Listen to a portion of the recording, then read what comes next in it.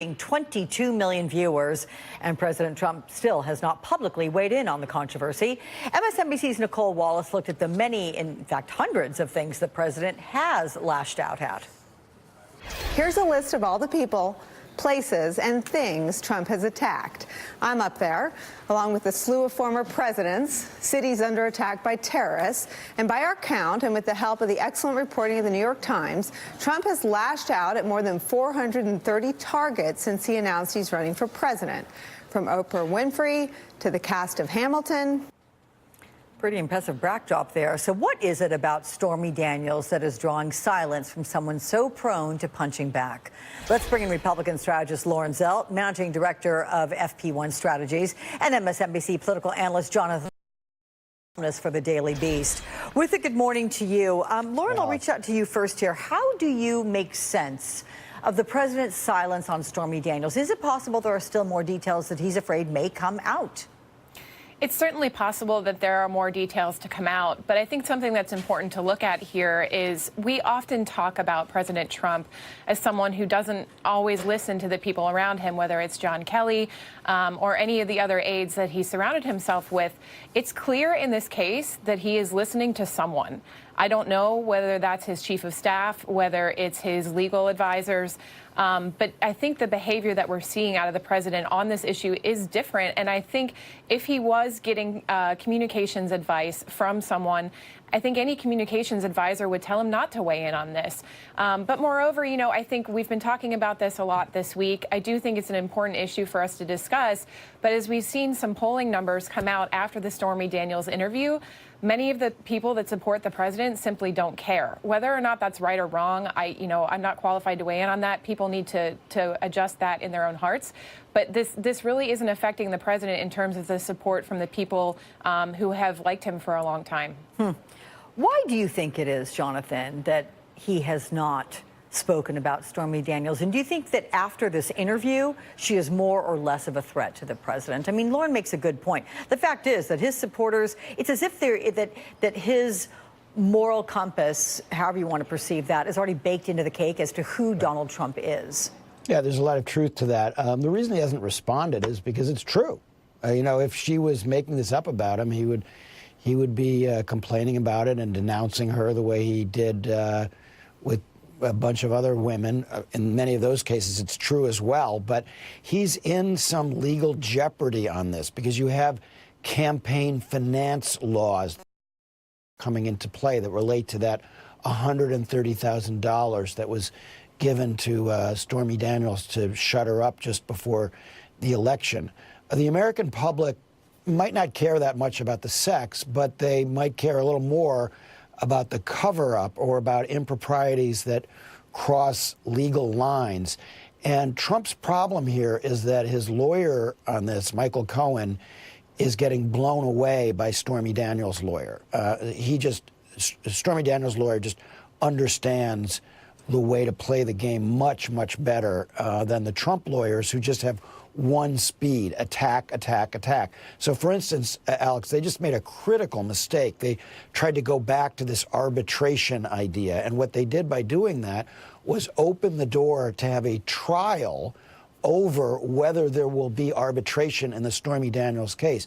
And when there's the trial or the prospect of a trial, you then can get what's called discovery, and you can get a lot more information about this case and possibly even the president's testimony. So this has opened up a whole other can of worms that Bob Mueller is now interested in as well. There's something else that's been rather interesting, Lauren, is the president has declared April National Sexual Awareness and Prevention Month. And there's a lot of people who are really kind of raising their eyebrows at this one. In fact, the Huffington Post wrote a story headlined, "President who bragged of groping women declares Sexual Assault Awareness Month." Is that fair criticism of this president? Well, I think a lot of presidents face issues when they have to follow tradition.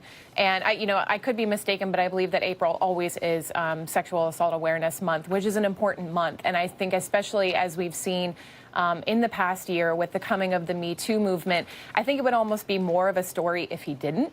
So I think really have any choice. He's got to do this. He's got to follow tradition, and especially at this important time in the country, you know, and we've talked a lot about this this past year.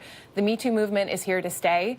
It's not going anywhere, and it's affecting positive change in America. So I think it would actually be more of a story if he didn't. Yeah, well, I will grant you that at least in 2017, it was declared Sexual Awareness and Prevention Month. I'm not sure prior to that. But what about this, Jonathan? As the New York Times has this article about the president, you know, bragging about Ivanka, all of her hard work on infrastructure during his visit to Ohio this week. Can she help fulfill his agenda here, or is she out of her league in trying to do so?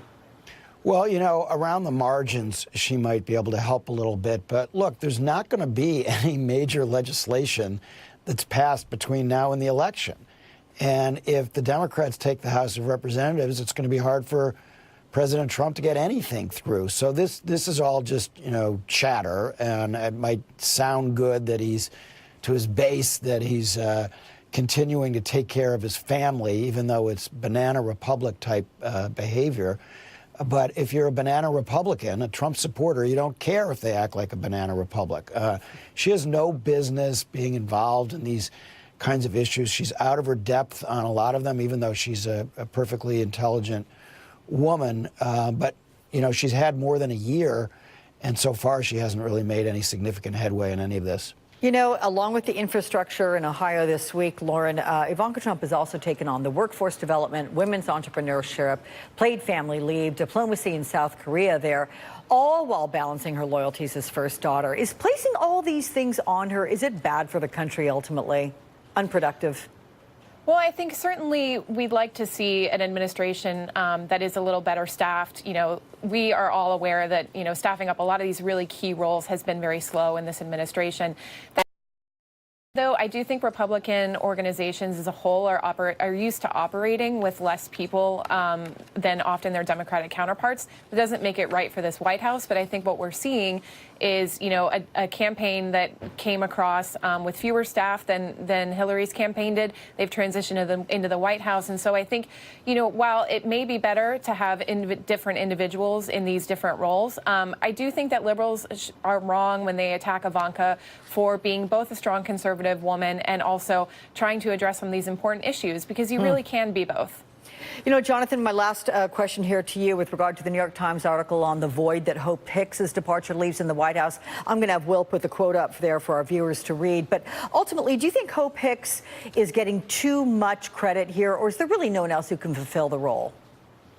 I think she's getting an awful lot of credit for a communications director who never actually communicated on television. I mean, reporters tended to like Hope Hicks. Especially compared to a lot of other people in the White House, an easy person to deal with. She obviously was very important to the president, but nobody is indispensable. And with all of the problems around him, I don't think this is in the top tier. Come on, Jonathan, you know you're indispensable to me. You too, Lauren. You guys, thank you so much. Thank you. Ahead on AM Joy, why is President Trump so worried about criticizing Putin even after the U.S.